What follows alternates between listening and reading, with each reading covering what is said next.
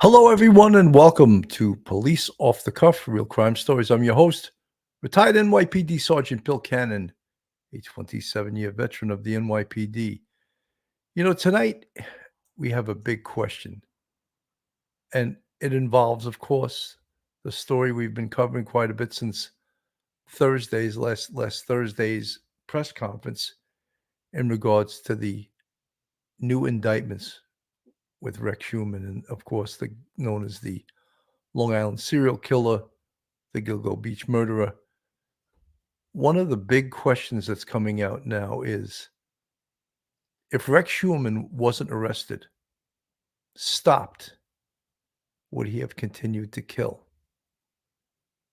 And I think that most of us intellectually, we know the answer to that.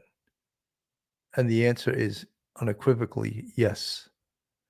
Because when we look back, I believe it was July 13th of 2023, and that was the day that Rex Heuermann was arrested, putting an end to his reign of terror over Long Island.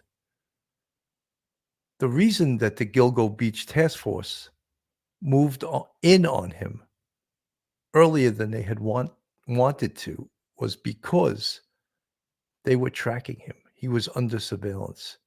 And they knew that he was still going out with escorts. He was still using his burner phones.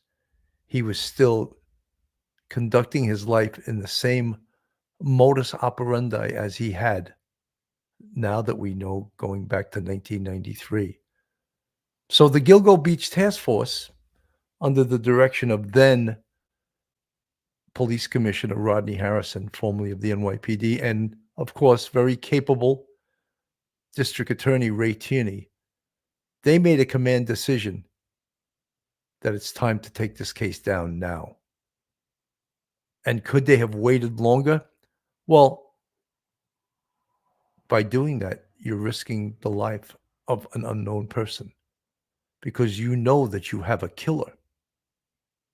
And to just surveil him and take the chance that he's going to kill again right under your nose, I would think that that would be a bit irresponsible. And that's how it would be looked at, that they were irresponsible. They knew that they had a killer on their hands. They knew they had who they thought to be the Long Island serial killer. So do we take him down, or we just keep surveilling him? Do we keep building this case, or do we take this monster down? And as we all know, the decision was made to take him down, right? And we all seen ad nauseum, as we call it, the file tape of Rex Heuermann being walked out of that building. Or the other one was where he was jumped on the street in Manhattan near his office by FBI, Suffolk County Police. When I say jumped, he was accosted on the street and arrested right on the street. I'm sure he knew that day was always going to come. He knew one day he was going to be arrested.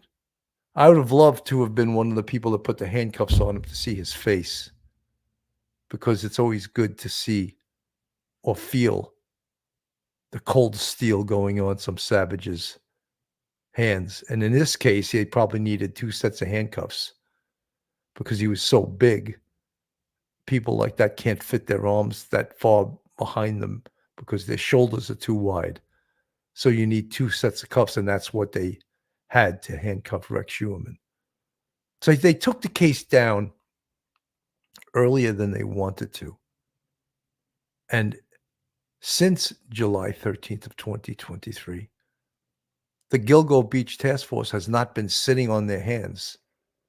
They have been actively working on these cases, doing investigations, and taking this investigation wherever it may lead them. And it may lead to many other places. It may lead to many other bodies.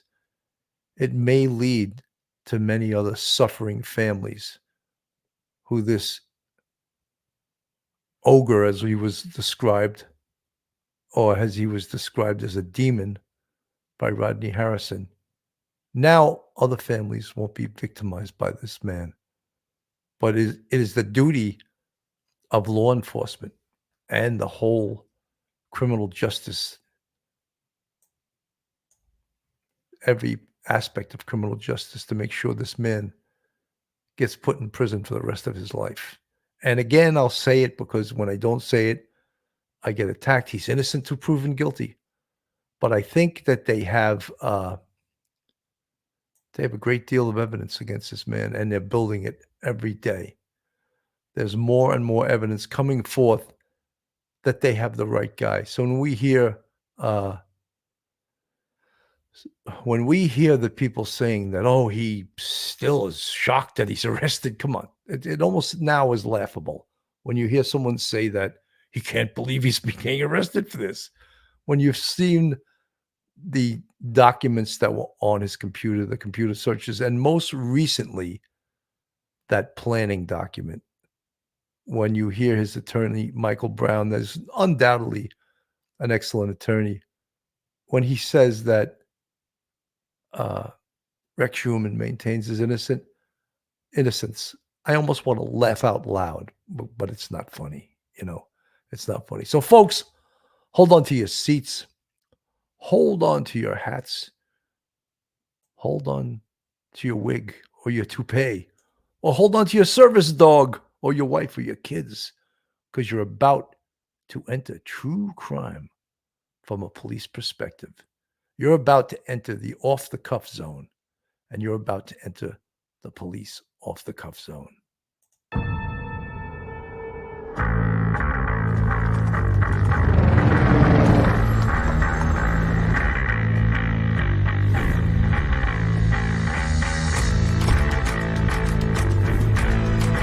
There has to be some common sense. Yes, sir. They have the car stopped at 10th and Ranch, Michael Ryder. We still don't know who pulled the trigger.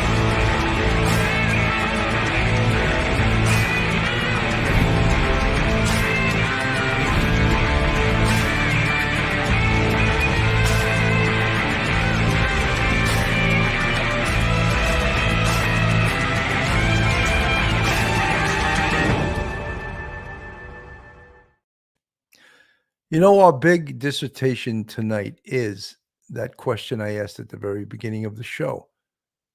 If Rex Heuermann wasn't arrested, therefore stopped, would he have continued to kill?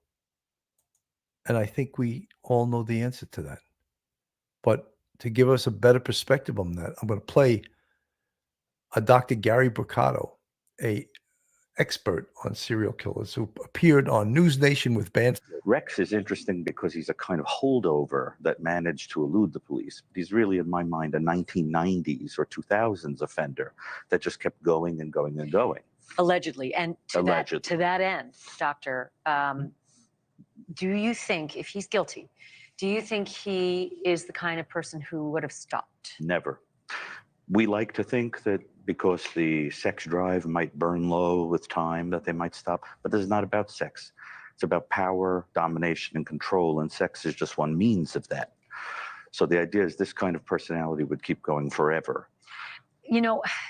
As we were following this case, and we didn't know about an alleged torture chamber and the horrifying things that he may have done to these women, this bail application really opened my eyes. Especially, and I think we may have hit on the same thing together, the hard point.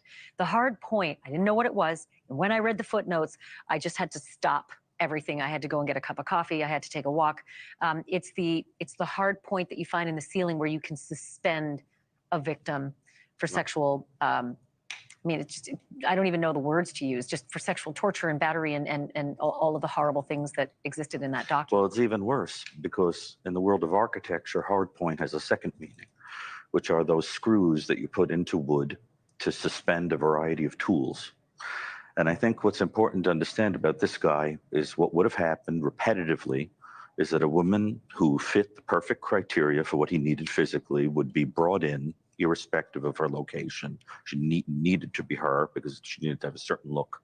She would then be blitzed, hit in the head or neck or strangled, we can tell from the bail document, and would wake up in a torture chamber, probably strapped to a table. and then a variety of instruments like a kid in a candy shop would be around him to use. And so what you have to imagine is a person who has a whole variety of options, just like he said in the video that we just saw, where he talks about the idea of needing a toolbox with a variety of instruments in He it. called it playtime. Right. Well, allegedly, if these are his documents, he called it playtime. I think you and I are going to become very good friends because I think there's more that's coming, obviously. Oh, If yes. this document gives us this much, we're not even close to trial. And who knows what else is, and whether there'll be more victims. I think it would be very probable because the average age of onset for this kind of crime is 26, and these people don't really stop. And, you know, he's in his late 50s, what, 56, Late 55, 50s. something like that. Turned 60 recently, I think.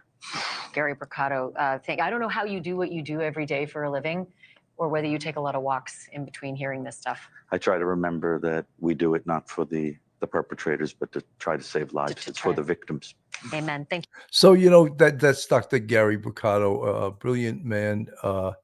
And folks, it's the first time I almost felt like when I heard this and I'm playing it on the air that I almost had to give a warning that this can get gruesome. And if you're not ready or you don't think you can handle hearing about this stuff, then certainly withdraw from the channel because it is disturbing. And, Ashley Banfield had asked the Dr. Bricado how do you go about doing this? And you got to realize that he's an academic, and yeah, this is a disturbing thing. But as part of his work, I'm sure he interviews serial killers as part of his research.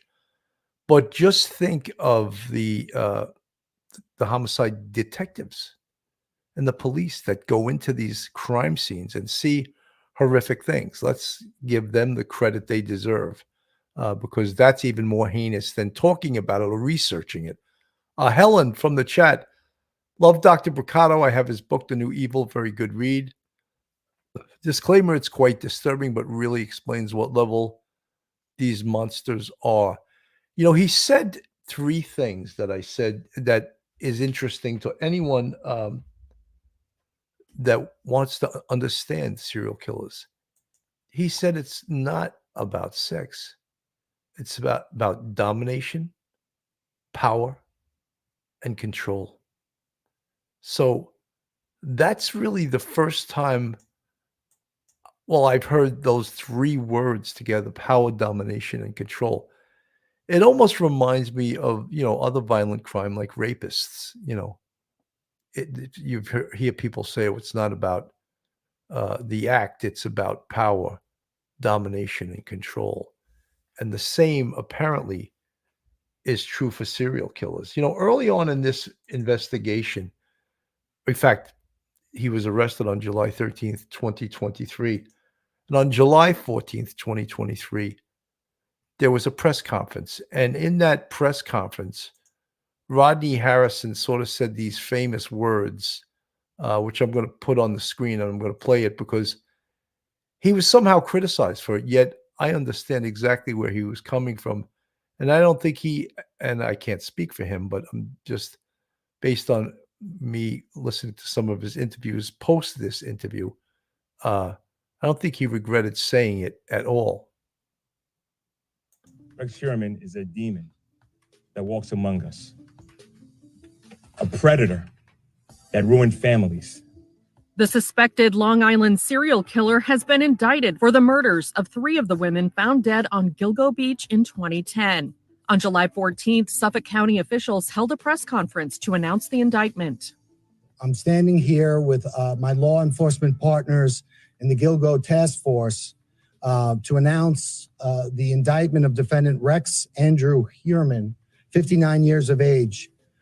He's been arrested by the Suffolk County Police Department's homicide detectives, and he's been indicted in a grand jury presentation by the Suffolk County District Attorney's Office for the murders of Melissa Bartholomew, Megan Waterman, and Amber Costello.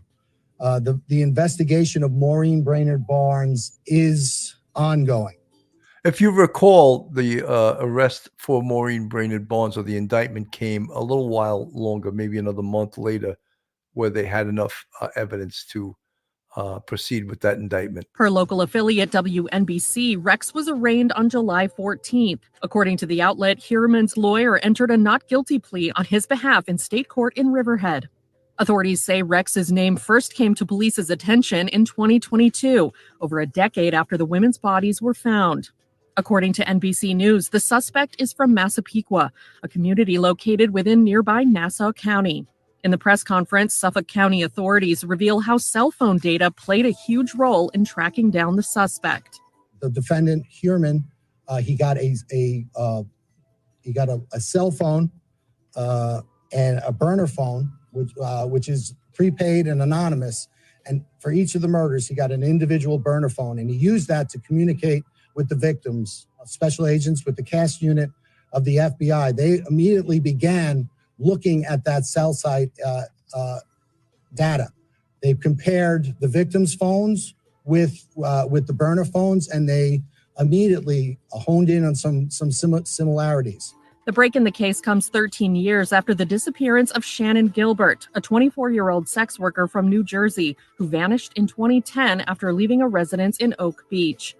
During the search for Shannon, police discovered other human remains on Gilgo Beach. The case was covered heavily by the media. The 2020 film Lost Girls, starring Amy Ryan as Shannon's mother, followed the story of Shannon's disappearance and the search for answers in the Lisk case. The film was based on the book Lost Girls, an unsolved American mystery by Robert Kolker. Gilbert's remains were discovered by police on Oak Beach in December 2011. Police searched Heuermann's home earlier in the day of the press conference. E! News has reached out to Heuermann's attorney and the Suffolk County District Attorney's Office for comment and has yet to hear back. E! and NBC are both part of the NBC Universal family.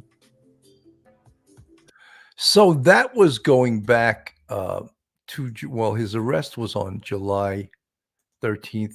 He was indicted on the 14th. And initially he was indicted for 3 of the murders. However, they since, think of where we are now. They added Maureen Brainerd Barnes.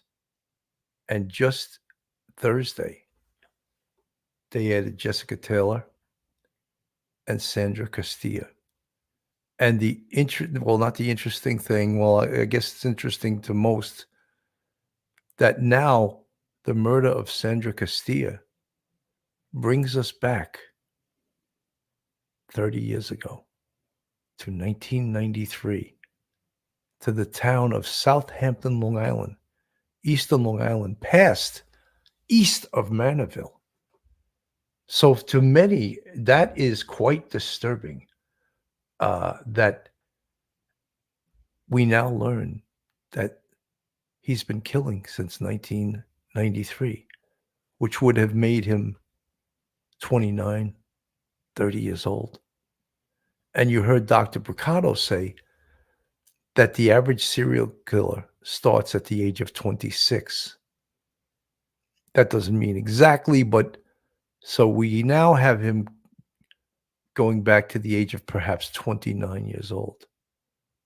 Did he start before that? How many bodies does this man have strewn all over the place? That is one of the most important things with the Gilgo Task Force. And one of the most difficult things is that they track his travel going back 30 years. How can you do that? Pretty tough, right? How do we track where this man traveled? Well, one of the things that the task force did was they somehow figured out that every time his wife and kids left town, that was when Rex Heuermann went to work. That's when he went hunting, as he would call it. That's when he was looking for a victim to murder and torture. And these are the things through this investigation that the Gilgo Beach Task Force has found out. You know, tonight, News 12 Long Island came up with some really interesting photographs of Rex Heuermann, according to them, never before seen photos that were around the time of the Gilgo Beach killings. And very interesting, because guess where they are near? They are right out near Manorville. So was Rex Heuermann, when he was going to this gun range out near Manaville, Long Island, was that part of what he describes as his reconnaissance of that area. Because shortly thereafter, he killed victims in that area. I'm going to go to this tape, and very interesting. I just found this tonight. Let's watch Has this. exclusively obtained never-before-seen photos of Rex Heuermann months before the Gilgo Beach killings. Investigative reporter Rachel Yankunis joins us live now with the details, and this gives us a rare glimpse into his everyday life. Yeah, it does, Joe. We have never seen these photos before, and law enforcement sources tell us that they have the photos. They show Rex Heuermann living a seemingly normal life, attending rifle events in Manorville. But a few months after each event, he allegedly added more victims to his roster. These never-before-seen photos of Rex Heuermann, taken in May 2006, show a seemingly average gun enthusiast. But a year later, Heuermann allegedly went on to kill Maureen Brainerd Barnes. The photos are from a small arms firing school program at the Peconic River Sportsman Club in Manorville, just a few miles from where police found partial remains of victims Jessica Taylor and Valerie Mack. It's good for our courtroom testimony. We have his DNA. Now we have images of him at Manorville. That's very damning information that they can present to the jury. The club confirms to Team 12 Investigates Heuermann was not a member, but did participate in a few high-powered rifle events. They confirm he attended a competition at the club in April 2009. About 3 months later, he allegedly killed his fourth Gilgo Beach victim. These photos show Heuermann back at the club for another public event in April 2010. In June and September of that year, police say he killed 2 more women. This is his mask. This is his mask of sanity that he was able to hide from society. So, and I think very often a lot of psychopaths have that ability. Now, we did reach out to Heuermann's lawyer, Michael Brown, about his ties to that gun club around the time of the murders, and we have not yet heard back. The club tells me that those events were focused on gun safety and marksmanship for legal competition, and members remember Rex being there, but nothing really stood out about him. And again, Joe, the club tells me he was not a member of that club. It's just eerie, the timeline they're creating between the murders and his presence there, and just seeing all and this the unfold. location too as well. You know, that to me is the most important thing, is the location, because the location now puts him out there. It gives him a chance to inconspicuously recon that location. And as we now know, he dumped bodies out there in Manorville. And the fact that this gun club was right near Manorville, very, very scary. Carol Grayston from the chat, and one of course, the great moderators. Thank you so much. Carol gifted 5 police off the cuff. There it is right there. Gifted 5 police off the cuff memberships. Carol Grayston, thank you so much. You're a great moderator, great woman. Thank you for the recipients of this. You become part of the police off the cuff family and get to follow police off the cuff and this growing family of our fans, subscribers, and friends that watch this show. You know, one of the things that I've always, I'm amazed. Well, no, I shouldn't say amazed, but that the attorney for Rex Heuermann, Michael Brown, who by all everyone you ever speak to speaks highly of him, that he's really an excellent attorney. But how do you pretend to put on a happy face when your client has just been indicted for his 6th murder? How do you put on a happy face and pretend everything's okay and pretend that he still cannot believe this happened to him? Let's go to Michael Brown here. You know, guys, Bitroff was a guy who did get charged and was convicted for 2 murders out in the Manorville area.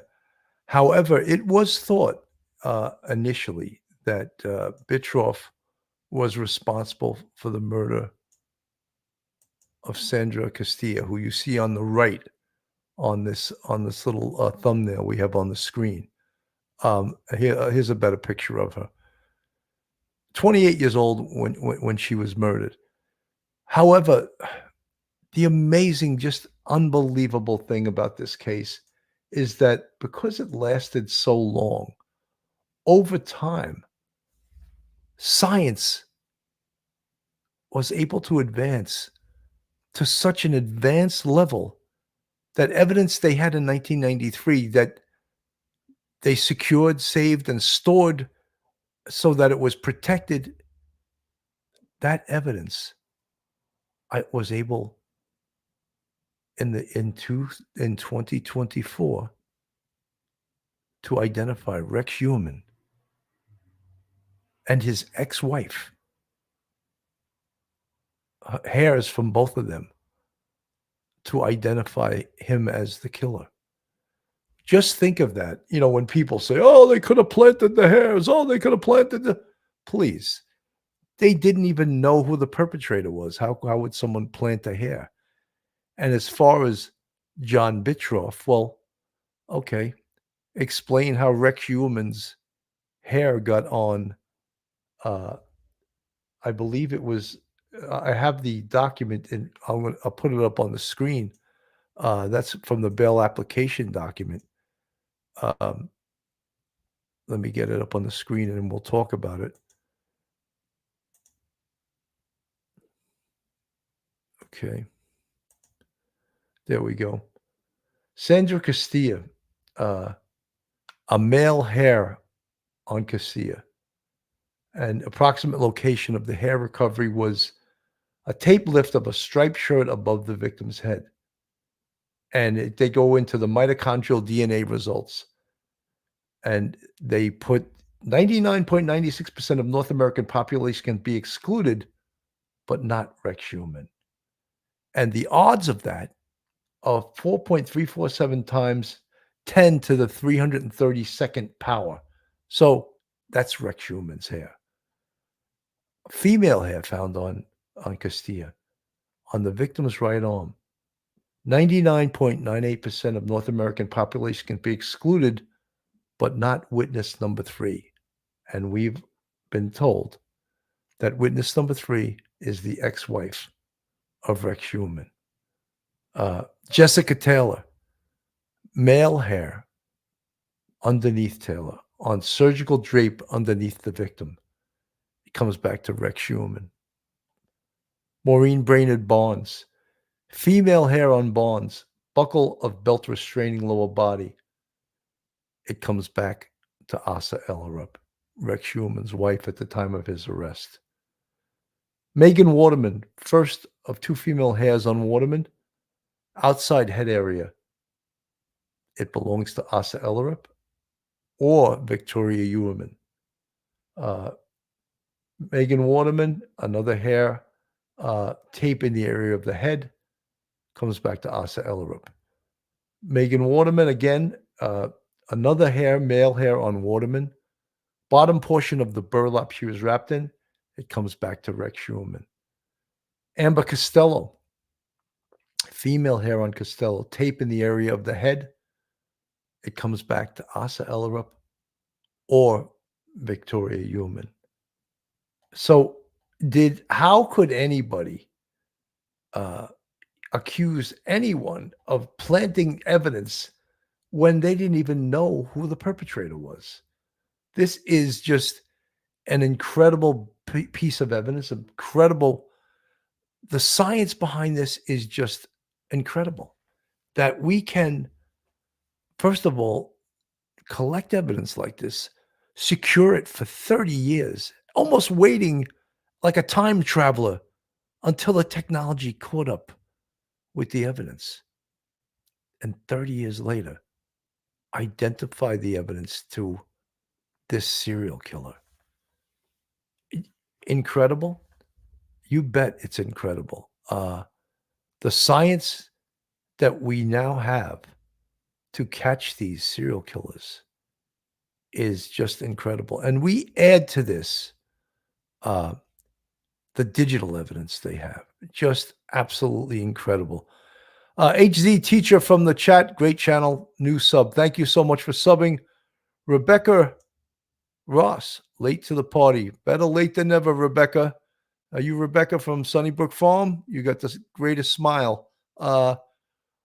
Rock Carruthers, 4+ decades. Well, Rock, I think it goes back to 93. Are you saying that he's been killing for 4 decades? We don't have that evidence yet. Could that be a possibility? Absolutely. Rosalie Labadio, wow. Yeah, I think it is a wow. Eileen, way before that. Yeah, I think all you guys are of the opinion that Rex Heuermann started much earlier. And Dr. Braccato said that most serial killers start at the age of 26. If Rex Heuermann was accused of killing Sandra Castilla, he would have been 29 in 1993. Shelley Stewart, there's 10 years in between the 1993 murder. I believe there's more in that gap. Shelley Sturt, is that Sturt? Yeah, I guess it's Sturt. Shelley Sturt. Shelley, I don't argue with you about that. I believe he is much more prolific than we know at this point. But we can't charge him with things we don't know about. And that's why this investigation has to and must continue to find more evidence and to find potentially more bodies. You might ask, well, how does an investigator do that? How do we go about finding out, first of all, how do we find these bodies that Rex Heuermann allegedly, well, not even allegedly, how do we find the bodies that we don't know yet if he did, that he killed? And the one answer to that is, well, we go to the missing person list of other police departments. You send out a teletype message everywhere that you can connect Rex Heuermann to, everywhere he's ever traveled to in his life. And you send out a teletype message to other police departments. We're endeavoring to collect information in regards to an arrested serial killer, Rex Heuermann. This is his modus operandi. Do you have any missing persons fitting this modus operandi? Right now, he's not, because he's not a convicted felon. His DNA is not in CODIS, which is the combined DNA indexing system that is run by the FBI. As soon and when he's convicted, we assume he's going to get convicted, and he's innocent through proven guilty, then his DNA will go into CODIS. Will across the state, will it light up like a pinball machine as it starts connecting to DNA cases? There's 2 types of DNA in CODIS. One is offender DNA. That's the offender who's been convicted of a felony. And the other part of CODIS is forensic DNA. What does that mean? Everyone throws around that word forensic.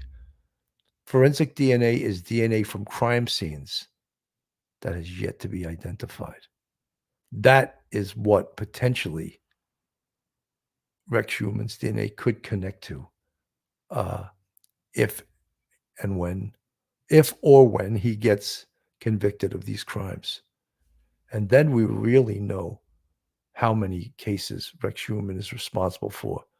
Everyone, of course, has been talking about the planning document and all those other things, but let me just play this. This has been on basically every news station this week, and most news stations throughout the New York metropolitan area have been covering this case really right from the beginning. Serial murders. As the prime suspect is charged with 2 more killings, numerous chilling details in the investigation have now emerged. CBS 2's Natalie Duddridge is here now with much more. Natalie. Well, Cindy and Chris, just horrific details coming out about this, and authorities hope that family members will have some more answers. These new charges expanding both the timeline and the area of the Gilgo Beach homicide case. Investigators say they used new DNA technology to link the murders to Rex Heuermann and found even more disturbing evidence in his home. In court, 60-year-old Rex Heuermann, an architect and father, was silent with a blank stare as he was read charges for 2 additional murders of Sandra Castilla, who lived in Queens, whose remains were found in 1993, and Jessica Taylor from Poughkeepsie, killed in 2003. Taylor's family breaking their silence. Jess was somebody that I looked up to. She was a force, one of the strongest women that I know, with a heart of gold. Last month, investigators searched Heuermann's home again, turning up what authorities call a murder manifesto with a sickening checklist. Remove head and hands, remove marks from torture, and use heavy rope for neck. And to get sleep before hunt because too tired creates problems. We have an individual who we are alleging, meticulously planned and executed 6 separate murders. The murder trail now expanded 40 miles from Gilgo Beach. Taylor's body was found in Manorville, Castilla in North Sea. The timeline also expanded, dating back 30 years. New technology provided prosecutors a breakthrough, DNA linking hairs on both women's bodies to Heuermann. Hair is often found at crime scenes because people lose hair all the time. Forensic and DNA expert Dr. Lawrence Kopolinsky says DNA was crucial to cracking this case. DNA is really the gold standard of physical evidence, and that can be used to match a known and an unknown, meaning a body and hair found on that body with the source of that hair. And that is important in solving a case, especially like this one, which is a cold case for many, many years. And Heuermann has pleaded not guilty to all murder charges. He was remanded without bail and is back in court July 30th, Chris and Cindy. And now he's also a husband and father. I know his wife, we've seen kind of in and out of court these past few months. What is the family saying? Did they respond to these new charges at all yesterday? There was a statement yesterday, and first I just want to mention that authorities say that the wife and children were out of state, that they were away when these murders happened. She has attended some of these hearings. She was not at yesterday's hearing, but she did say in a statement that this first murder charge that happened in 1993 was before they were married. They got married in 1996, and she has continued to say that she doesn't believe that he is capable of committing these crimes. All right, we'll see as we continue. Well, to me, I find that hard to believe. I mean, Asa Ellerup is privy to everything she can read the bail application document that was put out by the district attorney's office, which enumerates, it's 37 pages long, which enumerates all of the evidence against Rex Heuermann at that point. Not even all of it, what they have up to this point. Shelley Sturt, thank you so much for the $20 super sticker. How come he can't be tried under the death penalty when one murder so far was committed when the death penalty was in? If there's any attorneys, and I don't know the exact answer, I wish I had my partner in crime, Mike Geary, who's an attorney. I think there is a legal term for that you can't be tried once of a law that used to be, and I don't have the legal language to answer that. But Shelley, I don't think he can be tried under those circumstances for the death penalty, even though he committed that in the 1993 one, when the death penalty in New York State was still on the books. But thank you so much for your $20 super sticker. Great question, Shelley. Oh, that was the same question. Yeah, so that I'll get you the answer. Unfortunately, I don't have the legal answer to answer that in a articulate and an informed way, but I'm pretty sure that it can't be enacted because it's no longer on the books.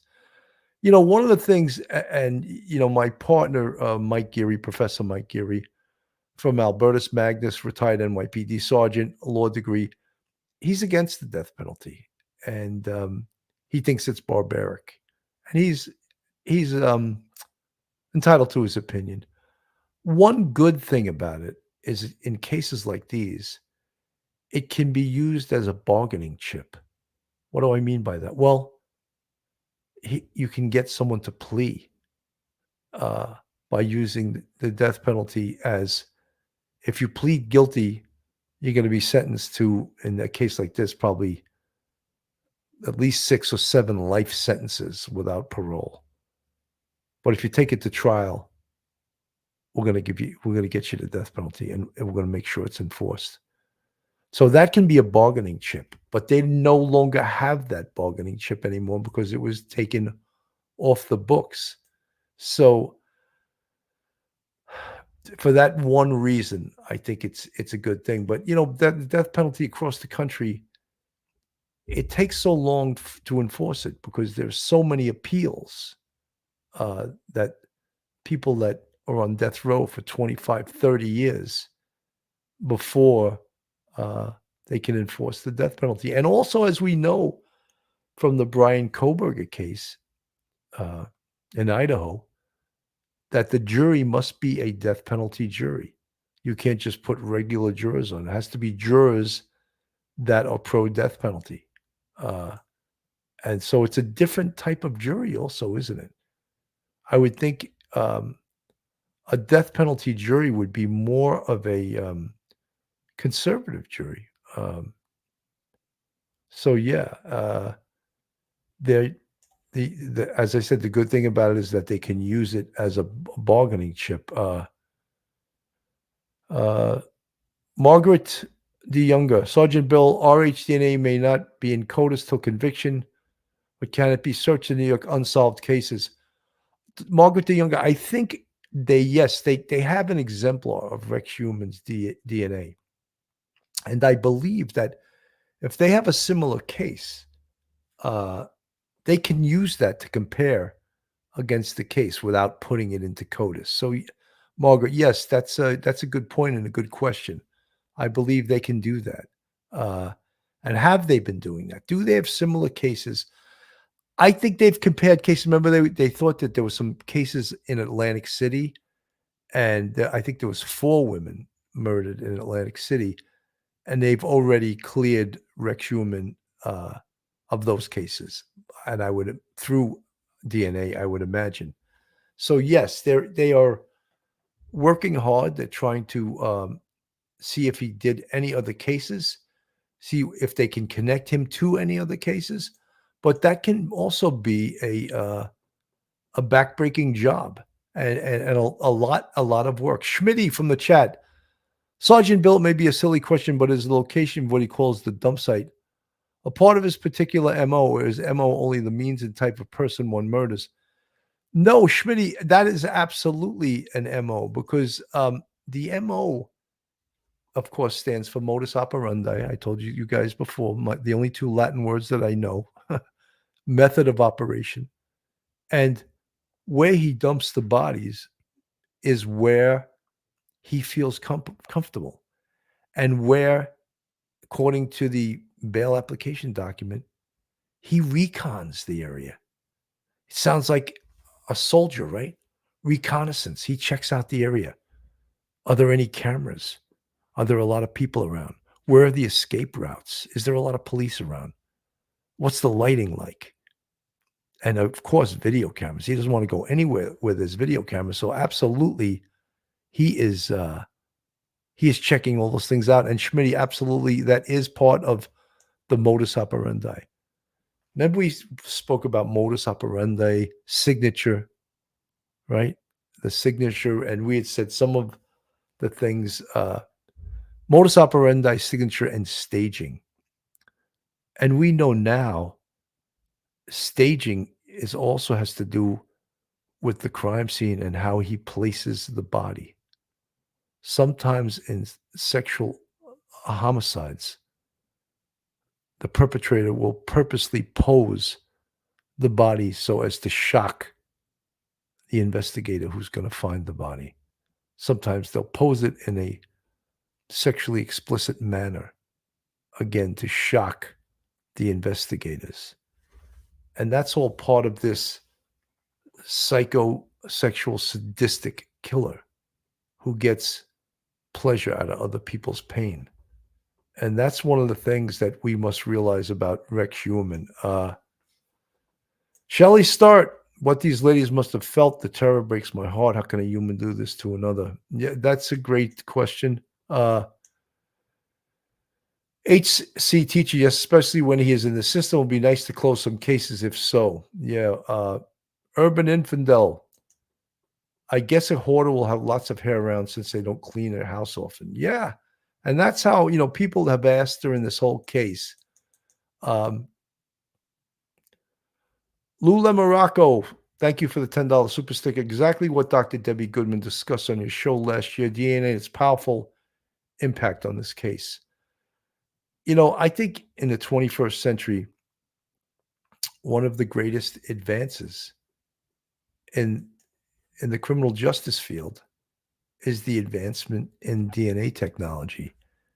And I was a 9/11 first responder, and there's still, I think Barbara Butcher said maybe, and I don't have the exact percentage, but perhaps as many as 40% of the body's parts they have remain unidentified.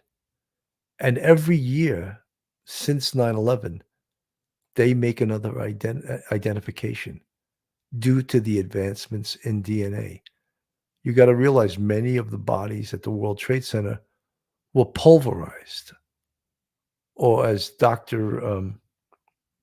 Hirsch, who was the New York City medical examiner around the time of 9/11, he actually said to the families of the victims that, I hate to say this, but many of the bodies were just reduced to basically gas, just pulverized to ash and just dissipated or disappeared within thin air. The families, of course, don't want to accept that. And Dr. Hirsch had given speeches worldwide on the response to 9/11, and especially the medical examiner response and the pathological, response to it, the identification of bodies and body parts. And apparently he was giving a lecture in front of about 5,000 or 10,000 doctors, and he got a standing ovation. How do I know that? He spoke at the homicide course, and he told us that. And I thought it was, I had little tears running down my face as he told us that. It was quite interesting. But Lou, to get back to your DNA is just incredible. And the fact that this mitochondrial DNA is just even more incredible. And there's a few labs, I think, across the country that do this kind of work. And the FBI uses these labs to do these highly, highly technical DNA identifications. OTHRAM, OTHRAM, is one of these labs. I'm sure there's others. And I believe they're in Texas. And they have not only been doing amazing things with DNA, but amazing things with investigative genetic genealogy. Just absolutely incredible work. And now this is coming to bear, of course, in these cases. And, these forensic experts are just, the science has caught up to the criminals. The criminals had it over us for a while. I think now we're going to have to score one on the part of these scientists that are identifying these bodies and body parts. Now by Joseph Scott Morgan, certified death investigator and distinguished scholar of applied forensics at Jacksonville State University. Also one of the smarter people I know in the business of true crime, also with a great podcast.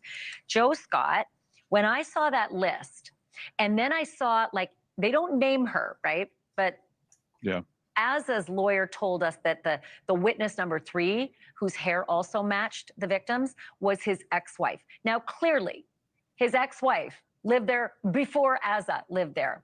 And if her hair is on victims and Azza's hair is on victims, I think it's pretty unfair for people to assume that Azza had something to do with it. Yeah, I'd say that that's an accurate response. If there can be beauty in this, when you think about beauty of science here, when you look at these hair shafts, isn't it amazing, Ash, that these things have not degraded after all this time? Just think back how long this has been going. Our friend Gary mentioned just a moment ago how long he's allegedly been at this. We're talking decades here. And these hairs, talk about the devil in the details, right? Oh. Going back decades that they're there, and that mitochondrial DNA could be teased out of these shafts so that they could do these profiles.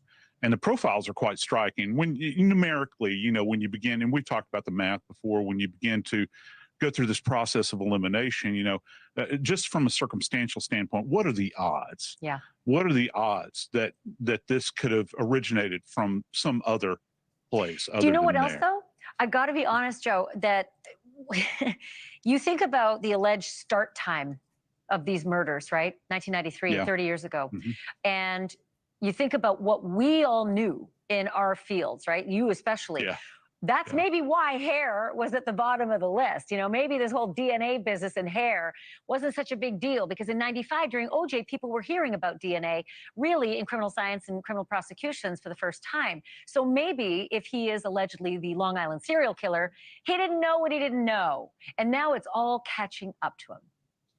Yeah, it has the potential to really bite him here and it's not just like a single strand from him. It's people that are domiciled with him in this structure. I think that's a very powerful piece to this, Ash. That these hairs are attaching themselves to these poor women in this environment that are there, as God help us, as playtime. That sort of thing. And then it kind of tumbles over, and that one little bit of evidence attaches to them. And it was fascinating to me that it was still appreciable after this period of time. Again, going back to things that really made my blood curdle was the idea of the surgical drape that they talked about beneath Jessica Taylor. And I'm thinking, I know what surgical drapes are made for, what their purpose is. Generally, it's absorbency to remove blood evidence. And that goes to a deeper level of understanding and planning here. How in the world did this guy get his hands on surgical drapes in order to use them to facilitate this? I think that's an interesting question here. If we're going to go down this road, thinking about what went on potentially in that basement. Yeah, because Amazon and online ordering wasn't quite what it is now. It was not a thing. Yep. Even in the 2000s. Joseph Scott Morgan, as always, I look to you for wisdom, and you never disappoint. Amazing, and what Joseph Scott Morgan was saying, every time we learn more and more about this case, it gets more and more disturbing. The things that they just spoke about, about drapes, about surgical drapes. I mean, just absolutely horrific. And the fact that it's used for the absorption of blood, and just, where did he get them from? Where did he get them from? And that's, they jokingly said you can't get them from Amazon back then, right? So incredible what we're hearing. But, not just incredible, but it also gets quite disturbing, doesn't it? Yeah, ridiculously disturbing. Someone in the chat, I wanted to get back to, someone put something very interesting. I'm trying to look for it right now. I just want to wait for a second, and it moves so quickly. Here we go. N761MS, more than 30 victims is my guess. Police recovered 15 cameras, 27 computers, 58 internal hard drives, 46 phones, 9 Wi-Fi routers, 17 tablets, 42 USB devices, 96 SIM cards, hundreds of CDs and tapes. N761MS, one of the things I believe that really means, and I know you've thought of this because I'm not a criminal mastermind genius, there's got to be pictures. And has Ray Tierney, the district attorney, the Suffolk County district attorney, and the Gilgo Beach task force held them back so far from the public? But these could be, if they find pictures, that will be and I don't always like to use the term smoking gun in a case, but won't that be the smoking gun in this case? That that they recovered pictures. If he has pictures on these devices of some of these victims, how do you defend that? How do you say, oh, someone planted this in his house? So, yeah. Dr. Vinny Bubats from the chat. Jesus, man, the dysfunction in that house. Absolutely. Rock Carruthers. Mel, not sure what you mean. No statue on death. Mel still a Sergeant Bill. I just provided the answer. The law is not retroactive. Yes, I was trying to say that in my own words, but I was trying to think of there is a legal words for that, and they're not coming to me right now. Probably because I didn't go to law school and I didn't memorize that. Daryl Hicks says res judicata double jeopardy. Is that what you're referring to in regards to a death penalty being rescinded at a certain year and trying to apply it to a crime that happened before it was rescinded? 3 classic 1, correct, needs to be an active and current law. Well, thank you. I think you're right. Phil Grimaldi, if you're listening, I sent you a link if you want to join us. I sent you the link to your email, so you could come on if you want. So yeah, it's what prison will old Rex eventually go to? Well, he will go to a state prison, but Rex Heuermann no doubtedly will be in protective custody, like all serial killers go into protective custody, because we had Sheriff Toulon, Errol Toulon, who is the sheriff out in Suffolk County, in the jail that Rex Heuermann is in. And whenever they move Rex Heuermann within the jail, they have to lock down the entire jail. So everyone is locked down in their cell, and then they move Rex Heuermann to the library, to his exercise outside or wherever he's going. But they don't want to give anyone the chance to shiv him. SHIV, that is.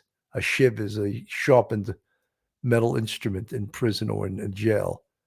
And that could happen because some inmate, someone locked up in jail wants to get a name for themselves. And a great way to get a name for yourself is to stick a knife in a potential man wanted for the Gilgo Beach serial killings.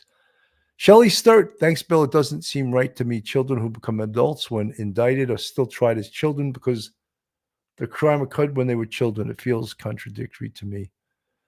Yeah, I mean, I was surprised. I remember when New York State did have the death penalty, but even though it was on the books, they never used it because all of the, at least downstate, all of the New York City district attorneys were anti-death penalty. The only one I think that would go for it was Staten Island, and I don't think they ever had a chance to go for it. Joining me tonight, better late than never, but he was, I guess he was hanging out in his hood, and he heard me come on the air, is retired NYPD detective Phil Grimaldi. Phil, welcome to the show. Thanks, Billy. I was actually out to dinner for my daughter's birthday. I popped in and I saw you were on, so I wanted to jump in. Thank you for having me. Well, it's great. I saw you in the chat. Anyway, Phil, what our main dissertation was tonight, the whole premise of this whole show is this thumbnail here. If Rex Heuermann wasn't arrested, stopped, would he have continued to kill? And Dr. Gary Bricado, a serial killing expert, was on Banfield, and we played a little piece of that, and he said, absolutely, he wouldn't have stopped. He wouldn't have stopped. Your feelings, Phil? Oh, I agree with that 100%. And I think that you can see the manifestation, how he changed his MO with that early victim that was found from 1993, dismembering of the body. The last clip that you showed from Banfield, they talked about that surgical dressing, possibly to soak up blood. I know that this all sounds very gory, but I think that that may be why he didn't dismember future victims. He did dismember some of them, but the latest victims, particularly the Gilgo 4, they were not dismembered. So I think that he thought by dismembering them, perhaps there's going to be too much evidence left behind. So he definitely, in my opinion, would have continued on with his killing spree.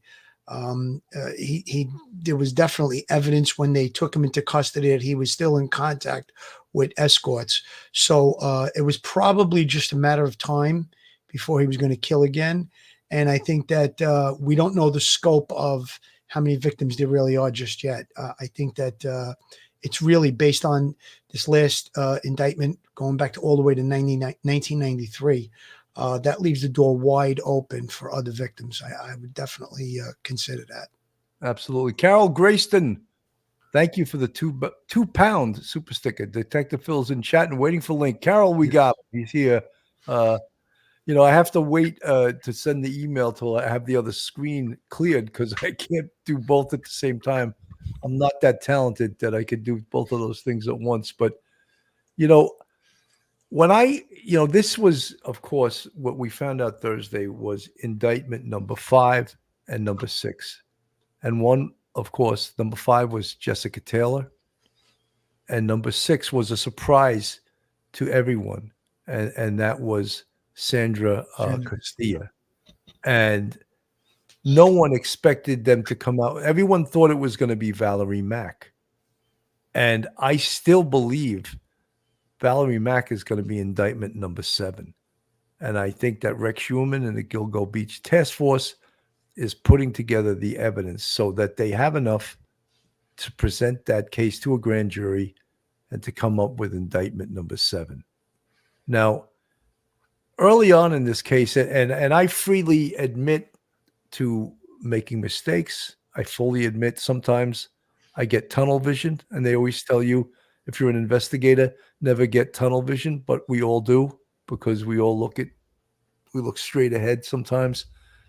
And I always felt that when I looked at the Gilgo Beach cases, and of course now everyone's a genius because we know who did it, or we have evidence against the person who did it and who's been arrested. And we're all investigative geniuses. But this is and was and still is a very, very complicated case. And you can only have a really excellent prosecutor, i.e. Ray Tierney, and a team of prosecutors to present this case because it is that complex. So you talk about the phone evidence, the burner phone evidence, the digital evidence, the mitochondrial DNA evidence, the cell phone pinging evidence off of different cell sites, the vehicle evidence, all of these things, the modus operandi, the signature, the staging of the crime scene, all of these things. And now all of these devices that they've recovered that they have to check out, these devices that they're getting into, including the one that had the Word document that has now become known as the planning document, that was on a device that was encrypted. And some genius from the CIA was able to figure out how to get into it and recovered this Word document that we now know as the planning document that has opened up a Pandora's box of evidence. Phil. Yeah, Billy, you talked about earlier that some of these devices may have photographs. I would think with all the cameras that were found, that he almost 100% had to have taken photos. He talked about torturing these poor young women.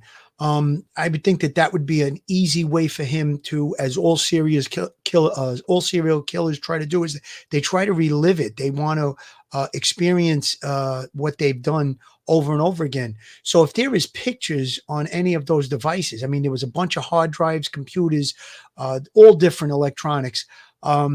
Like you said earlier, we don't want to call anything a slam dunk case, but that's going to be pretty hard evidence to refute.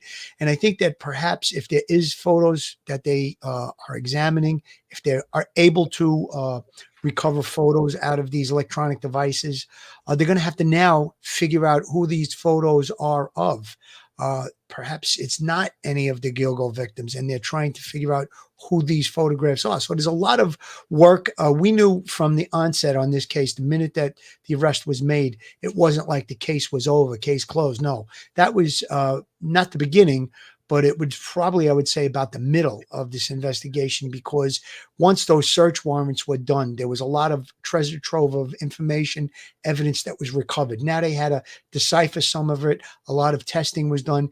Now they went for the second search warrant in the home, looking for further things based on the way that the investigation had given bad fruit to the investigators. Well, let's look at this. Let's look at that. Let's go back to the house and look at this area of the house. Perhaps there's evidence there. And now that we have 2 more indictments, perhaps there could be further indictments coming back when all of these electronic devices are the ones that are encrypted. If they're broken and information is able to be extracted from them, there's going to be a lot more information that this task force really has been working very hard on.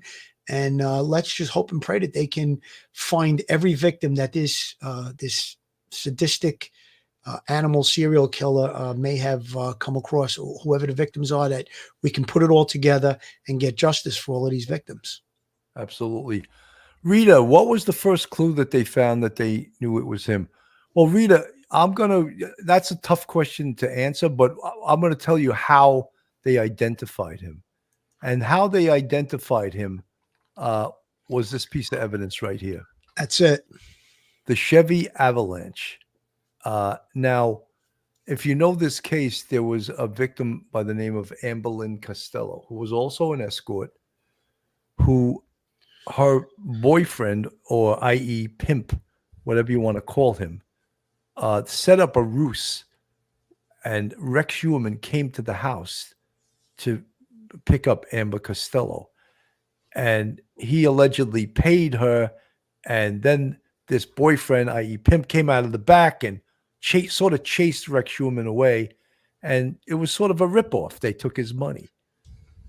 He got a good look at Rex Heuermann. He got a good look at the vehicle he was driving, which he described as this Chevy Avalanche. And he described Rex Heuermann, that famous word, as an ogre, as this 6'5", 6'6" man, 280 to 300 pounds. So that was the first description. Now that was in the case folder, and it languished there for a while. And then they put the Gilgo Beach task force together, and a female detective, and they haven't told us her name, from the New York State Police, was able to find this Chevy Avalanche and find out who the owner was. And it came back to Rex Heuermann. And then they started triangulating the phones that they had, the pinging of the phones, and they identified burner phones, and this cell phone called that cell phone. And he's in Manhattan here, and he comes out to Massapequa Park, and his description is quite unique: 6'6", 280 to 300 pounds. This investigator from the state police identified that vehicle that you see on the screen right now, and the man to the right there, Rex Heuermann, who happened to be the owner. Did they just go and pick him up and pick up the car? No. They did something extremely smart. They sat on him. They did all kinds of investigative research. They conducted surveillance. They did their due diligence. They were on him for months. And what they pulled the investigation back, and they said, we got to move in now. And the reason for that was a command decision was made by, I would imagine, Rodney Harrison and Ray Tierney, saying, listen, he still has the same MO. He's still going out with escorts, and we're afraid he's going to kill again. So we have enough to arrest him right now. Let's take him down, and we'll keep investigating this. Would they have been better off building a more solid case? But they couldn't wait, because are they going to play God? They don't know what this guy's going to do. If they waited, they may have had 1 or 2 or 3 more bodies on their hands. So they made a decision. No, that's too dangerous. We can't wait. We got to take this guy down now. Billy, could you just imagine the feeling when that investigator from the New York State Police pulls this information out of the case folder, probably does a lawman search or some type of a search that comes up with a person that owns one in Long Island, Rex Heuermann. And then when they put the address in, that photo that you shows, that looks like a photo from Google Earth. There's the vehicle right in front of his home.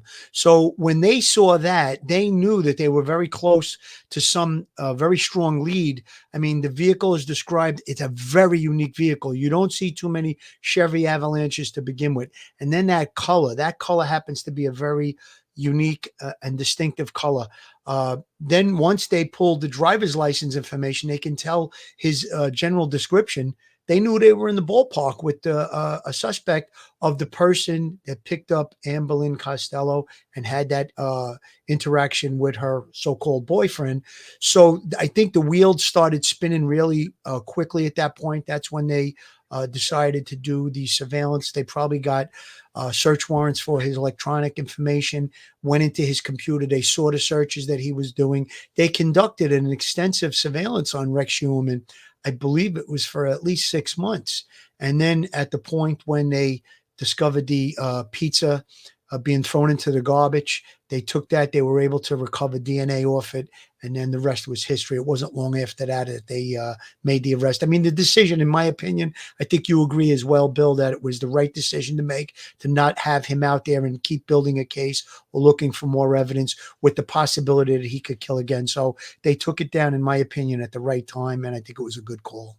100%. Web fan from the chat. Good evening from New York. Re-question for the night. I fear he never stopped unaliving people and that he started really young, like in his early 20s. Every place he went to alone has at least one victim. Web fan, you know, we can't just like go with conjecture. We have to go with evidence. Is what you just said a possibility? Yes. But according to Dr. Gary Brucato, most serial killers start at about the age of 26. So we can't just assume he started in his teens. And Dr. Brucato, he doesn't have to be 100% correct that he started at 26. Could he have started earlier than that? Absolutely. Absolutely. But the only thing we can really rely on is, how are they going to find more cases? Well, as I said earlier, the first place you go look is missing persons. Who's missing? Unexplained missing persons. Match that up to where Rex Heuermann has traveled.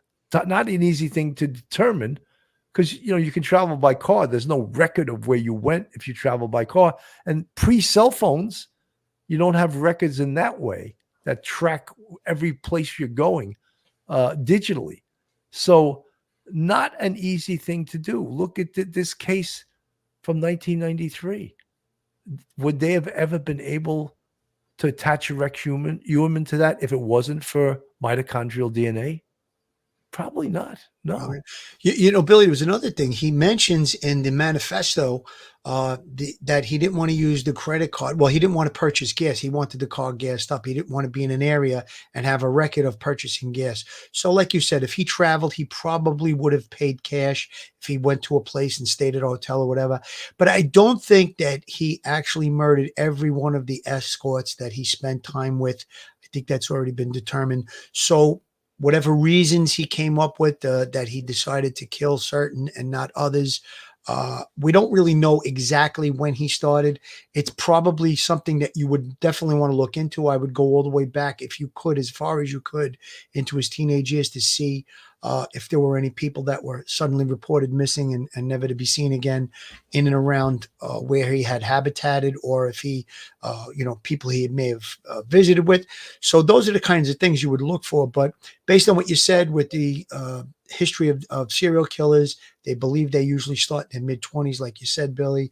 And we already have a case that it looked like went all the way back to 93, which would put him close to that age. So there's going to be a lot of digging, I'm sure. And like you said, the databases of missing people is probably queried way before we even did the show tonight. So they're probably looking into that. The difficult thing is, like you said, Bill, you're going to have to be able to link evidence with Rex Heuermann, evidence on a person that has been murdered, 30 years ago, 35 years ago, 40 years ago, whatever it is. So we were lucky with that DNA evidence. It looks like he really went to great lengths not to leave evidence and not to get caught. So we were very fortunate with the investigation, the way as it turned out, with these seven victims, 6 that he's charged with. We believe he might be charged with that 7th. So we're just going to have to wait and see. And the investigation continues. These investigators are working hard. Absolutely. I'm not Biden, possibly, but statistically, it's unlikely he took pictures of his victims. I disagree. I think that he absolutely took pictures of his victims, and he felt he was so smart that he could probably hide these pictures through having them encrypted, code to get in. So he probably figured, oh, no one's going to figure this out because I have a code hiding these pictures, because this guy wanted to relive his crimes all the time. That is part of the characteristics and part of the psyche of a serial killer. They get pleasure from reliving these horrific acts that they commit. Folks, this is Police Off the Cuff Real Crime Stories. If you like real crime, true crime from a police perspective, you're in the right place. And if you're not subscribed, go to our YouTube, hit that subscribe button, give us a like, hit the thumbs up, share us with your friends and your family. And if you want to contribute to us financially, we have a Patreon with 4 different levels, and we also have a YouTube channel membership with 5 different levels. And the YouTube channel membership has been growing crazily, and mostly because of all of you guys that have been gifting memberships to people that you don't even know. How great is that? And we've become a bigger family, the Police Off the Cuff family, and I owe it to all of you guys. Thank you so much. And I mentioned yesterday, we crossed a milestone for us. We crossed 70,000 subscribers, which I'm very happy with. But you're only happy for a couple of days, and you're like, I want 80, I want 90, I want 100, But that's the nature of a type A personality like me. I just want to always keep moving forward. But I want to thank each and every one of you for making us past that milestone of 70,000. Thank you so much. So Phil, this is there was some new information. I showed some pictures before where they had Rex Heuermann at a gun range out near Manaville. And these were new photos. And that would show that he was in an area where 3 of the victims were murdered. And there was his recon. He was familiar with the area. He had a good reason to be out there. He was going to a gun range, and he became familiar with that area. There you go. MO, modus operandi. They want to do things that they are familiar with. Absolutely, Billy. And just to go back to that last comment that you put up with regard to the photographs, if they only found one camera, then I'd say, all right, it's possible. Perhaps he had a camera and he didn't take pictures of it. But numerous cameras were found. I think there's going to be, whether or not it's going to be able to retrieve it, I think there's going to be photos somewhere, somehow. Like you said, typical of serial killer characteristics, they want to relive it. Another thing typical of a serial killer, when they're going to dispose of remains, they want to go to a location. He reconned the locations. He talks about it. He wanted to see locations had security cameras, things of that nature. The area in Gilgo is completely desolated. When you drive down that road at night, it's pitch black. If you shut off your lights, you won't be able to see a foot in front of your vehicle.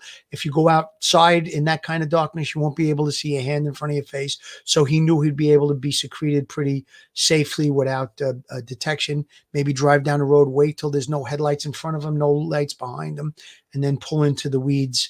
The location in Manaville, again, he may have done the recon there. Like you said, it appears he had presence in this area. He was at that gun range. He may have been familiar with that area. He's not going to go into an area that he doesn't feel comfortable with, especially based on that Word document that was pulled out of that hard drive. It definitely shows he was talking about reconning location.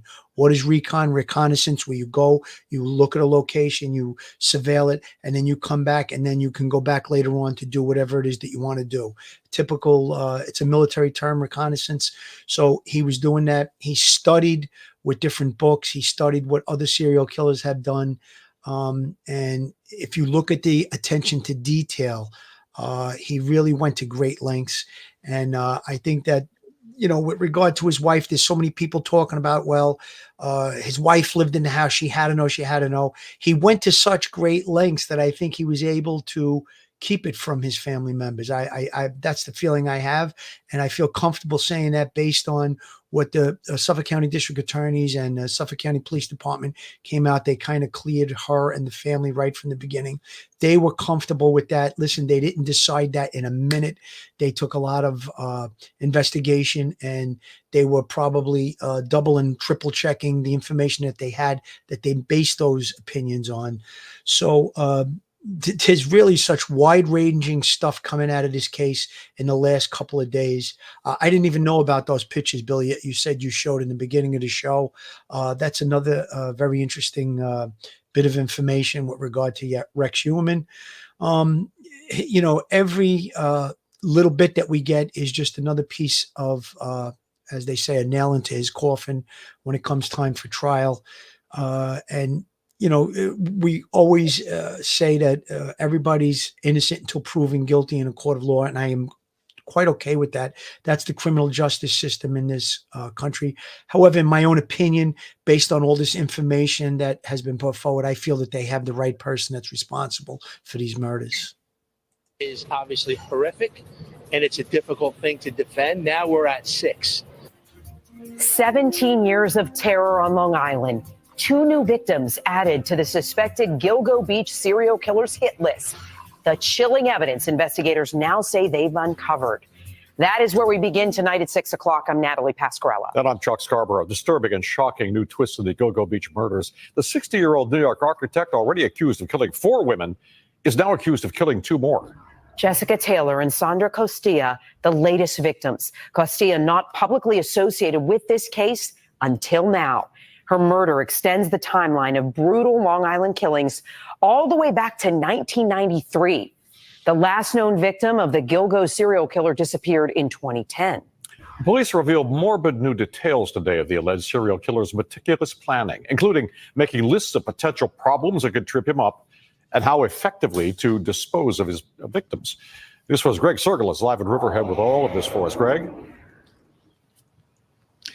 Chuck, Natalie, as you guys pointed out, this murder investigation has taken some turns over the last couple of months with new police searches at Rex Heuermann's home and in the woods of Manorville. Today, prosecutors revealed why those searches were ordered. It's all the result of an unexpected discovery that has changed the direction of this case.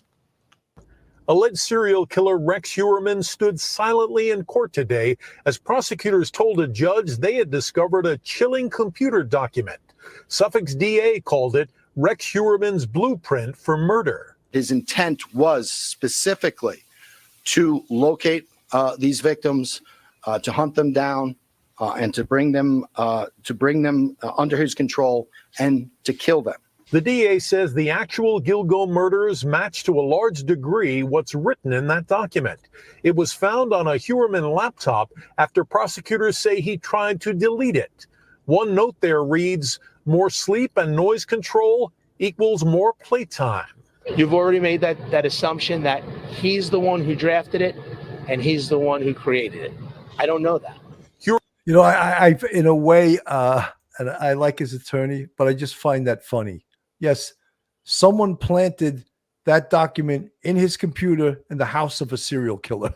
I find that amusing that he can even try to sell that to us. But thank you, Michael Brown. You're an attorney. That's your job. And it's amusing. Heuermann's lawyer must now defend his client against 6 murder charges, the so-called Gilgo 4, and 2 other women identified in court today. Jessica, my darling daughter, you will never be forgotten. Lawyer Gloria Allred read a statement written by the mother of Jessica Taylor. Today, Rex Heuermann was charged with Taylor's 2003 murder and the 1993 murder of Sandra Costilla, a woman not previously linked to the Gilgo case. Prosecutors say strands of hair found with the bodies of each new victim have been tied to Heuermann through multiple DNA tests. I can't express what this day means after waiting and hoping for answers. Suffolk's DA said again today Rex Heuermann acted alone, and he confirmed that items taken from Heuermann's home last month are now being tested to determine if the murders were carried out there while Heuermann's family was away. The investigation continues. The investigation has been expanded both to the bodies that were found on Gilgo and beyond. The DA also said today that Rex Heuermann is now a suspect in the murder of another Gilgo victim, Valerie Mack. Late today, the lawyer for Heuermann's estranged wife released a statement saying that Asa Ellerup continues to doubt that her husband is capable of these heinous acts. Heuermann will be back in court in July. Not only is he capable, but we have all the evidence against him. And that to me also is a little bit, fugazi, as we would say. She can read these bail application documents also and see the treasure trove of evidence they have against her husband. Kim Alliston, thank you so much for the gifting of the one police off the cuff membership. Very much appreciated. Phil, one of the things that came out of this also, and really is a blockbuster, is that we now know the murder location to be the house.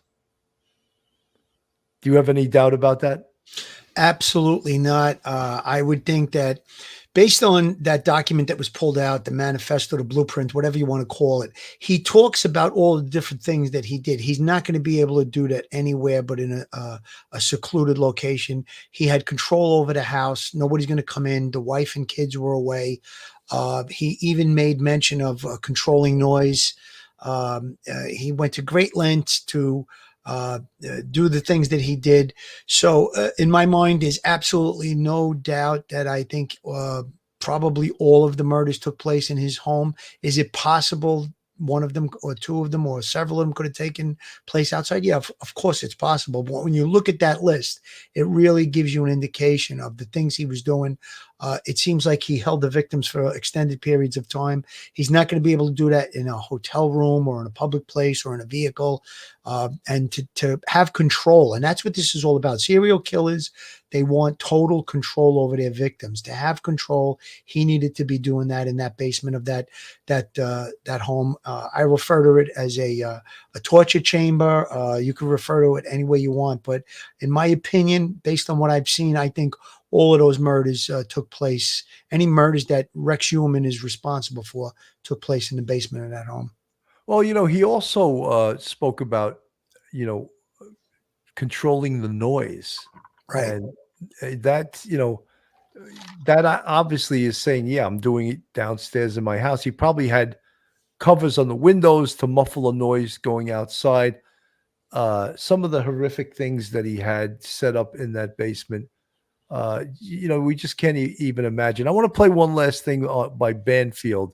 And this was a guy who interviewed Rex Heuermann a couple of years ago in his office. And you probably recognize the guy because you've seen this probably a million times. The man who conducted that interview back in 2022 with the public side of Rex Heuermann. Antoine Amira is here. I am so glad to have you with me. Thank you very much. Dying to ask you so many questions about that time that you spent with him. Your initial impressions of Rex Heuermann. Before or after? Before, during, after, all of it. Well, before I met him, it was very difficult for me to get that interview. Once I arrived at his office, I was so we arrived. He has the entire floor in his office, and we greet each other. And the first impression that he gave me, he was a very strong man. We shook hands. His hand is very, very strong. Like he gripped your hand? Like grip my hand, like I was that close to Really? Yeah, it was so hurt. strong. It hurt. It was so strong. And I had my cameraman, which is almost as tall as Mr. Rex. He exactly at the same thing. It was super hard, And then during the interview, I felt like he was very difficult for me to do the interview because it was really a lot about him. He loves talking about himself, about what he did.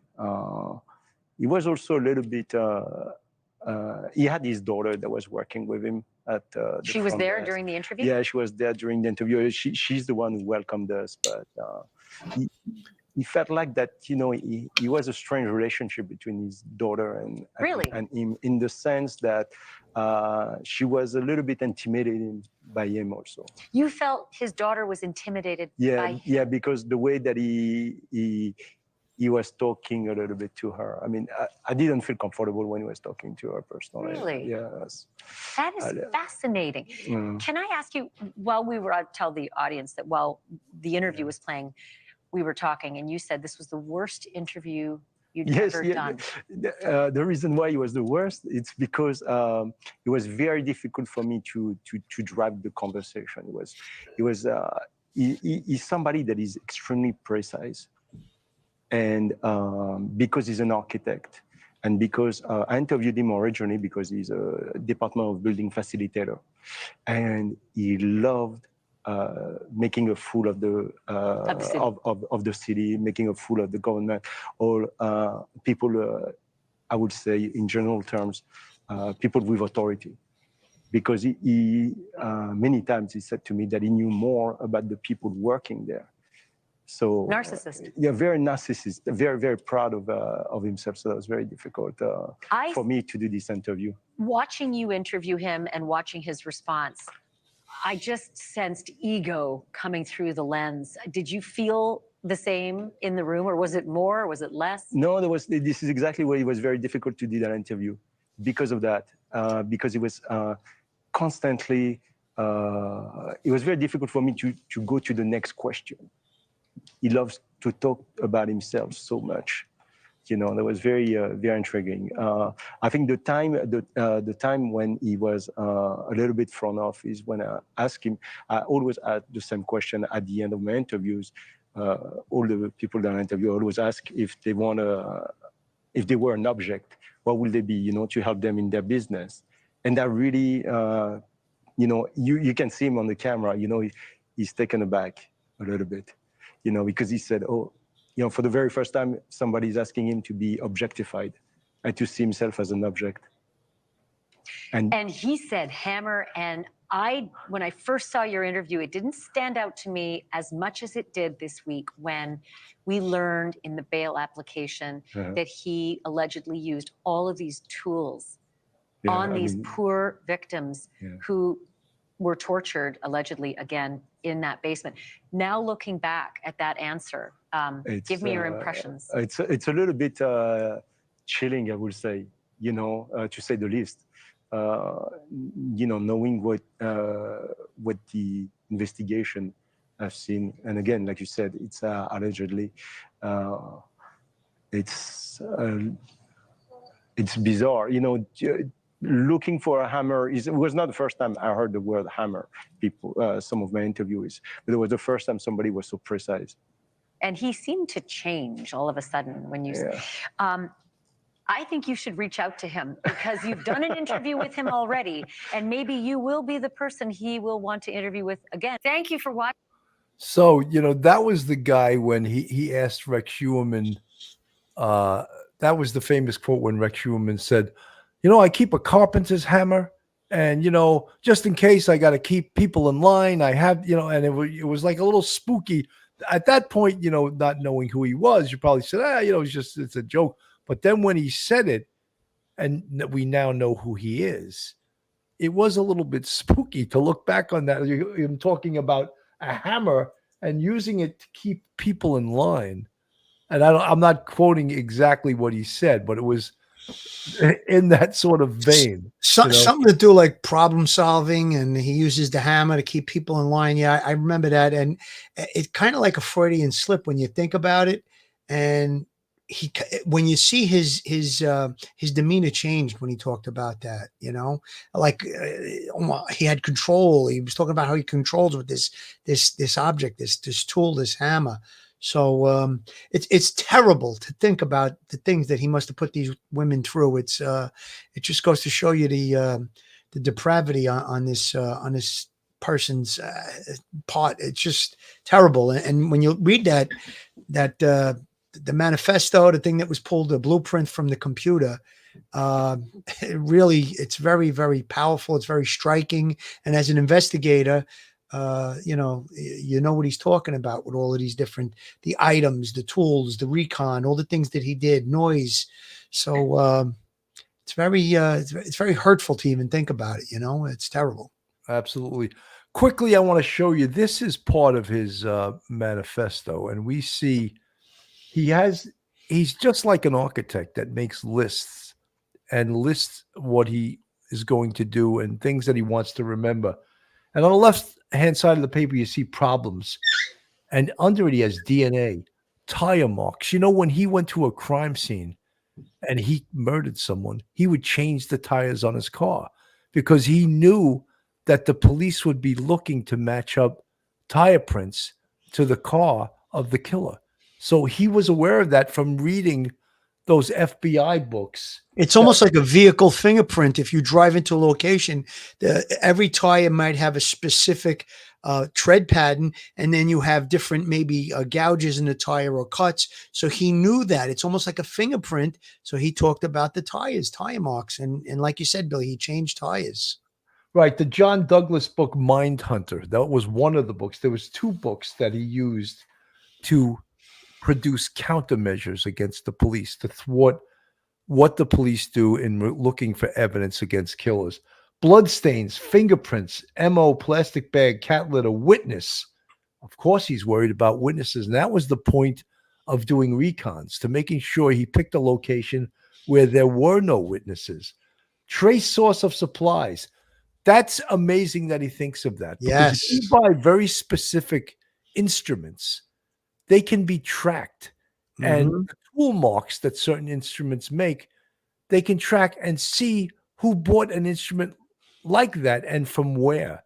Many cases have been solved like that in the past, and many will be solved in that way in the future. The photo Stuhler's case recently, Billy, he purchased items in a Home Depot, and they were able to pull up the video of him purchasing those items. So right there, he was really doing countermeasures to keep from being found out. Absolutely. Foot shoe prints, photos, misleaders, police stop. He's very concerned with that. Truck stop, fingerprints inside gloves. Who would think of that except someone who's read a book written by the FBI about collecting evidence off of gloves that a perpetrator may have worn, and inside of the gloves were the perpetrator's fingerprints? Who would think of that unless they read a how-to manual, basically? Plastic bags, match the box, hair and fiber. And isn't that funny that ultimately hair got this guy nailed? Supplies, booties, lye, acid, police scanner, rope and cord, saw, cutting tools, hair nets, photo, film. If someone doesn't believe that he's going to have pictures, there it is right there. Photo and film he's bringing to the crime scene. What's that for? Do you think he destroyed all these pictures? No, I don't think so. And, that predates, it goes back a long time, because we all know we don't need film anymore, right? All now digital, right? Burn can, foam drain cleaner, body wash, wipes, tarps, drop cloths, medical gloves, bags, tape, large electric clips, ratchet cargo strap. And then we have a heading, DS, that stands for dump site. Dump site 1, Mill Road. Dump site 2, all question marks. Dumpster site, next time recon dumpster locations. T1 Megan, small is good. That's why he picked out victims that were small. Petite. Because, petite. He wanted to be able to control them without any type of potential physical, someone could fight back. Someone's fighting for their life. They can be 120 pounds right, and be as strong as a 250-pound man, because you're fighting for your life. And I think he knew that, and he knows that. He knew a petite individual he'd be much easier to overpower and overcome, as opposed to someone that maybe 5'7", 5'8", 5'11". Like you said, the bigger the person is, and then they're fighting for their life. The adrenaline is pumping, and they're much stronger than they would normally be. So he wanted to be able to exert control with ease, and that's why I think he was going for the petite victims. Absolutely. Rebecca Morellis, by the way, them acting as architect, but they are computer architect, by the way, who can go in through creators page to ongoing issues there where they can do worse here on the ongoing issues of concern. Okay, I'm not really 100% clear with I think what she's trying to say with regard to architects, they go into the computer, they can decipher a lot of information with regard to architectural stuff, but I'm not sure where she's going with the criminal part of it. Yeah, absolutely. Evie 323.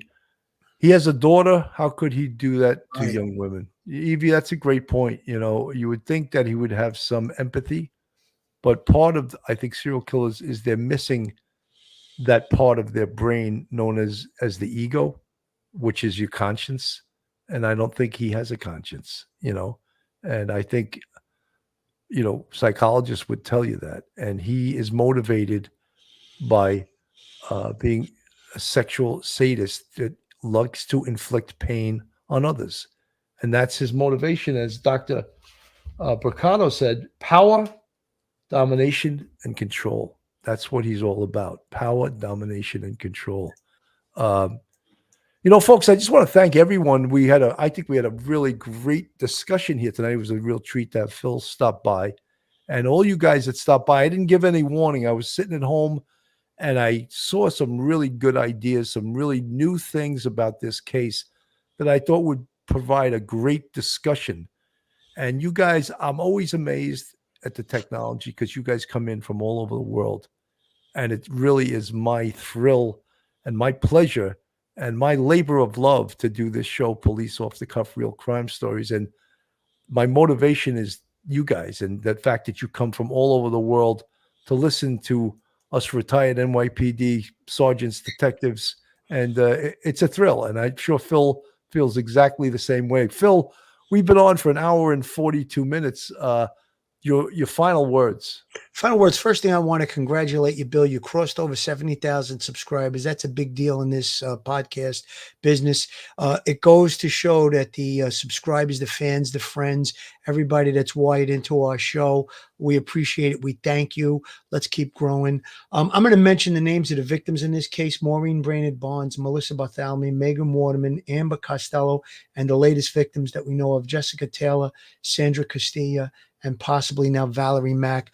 That's who this is all being done for. Justice for those victims. God bless their souls. May they rest in peace.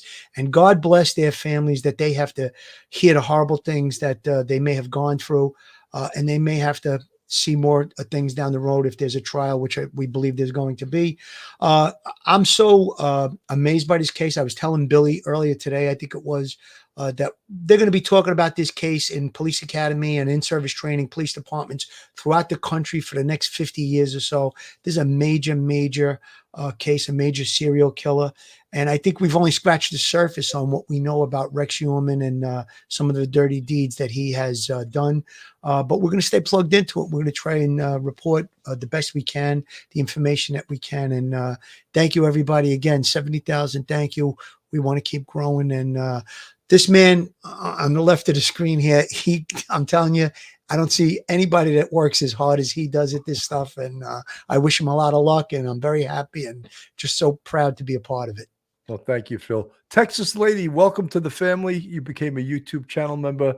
Welcome, welcome, welcome. I also want to thank Kim Alliston, tireless moderator, just promotes me 24/7. I'm like, you're on this channel, you're on that social media. And Carol Grayston, two of them from Great Britain, one from England and one from Scotland. That's what I'm talking about. You folks are from all around the world. Carol Grayston, you're amazing. I appreciate both you guys, and you're spreading the word. You're spreading the love of the Police Off the Cuff, Real Crime Stories all over the world, and we really appreciate that. And that'll be the key to this channel, hitting 100,000 this year, and then we, maybe even more. Maybe we're going to bust out one day with a huge case and keep growing to we'll get people in China coming over here to watch the show. Anyway, folks, thank you so much for tuning in tonight. I'm Bill Cannon from Police Off the Cuff, along with my co-host tonight, retired NYPD Detective Phil Grimaldi. Have a great night, and God bless everyone. Stay safe, everybody, and thank you, guys. Thank you. One episode just ain't enough.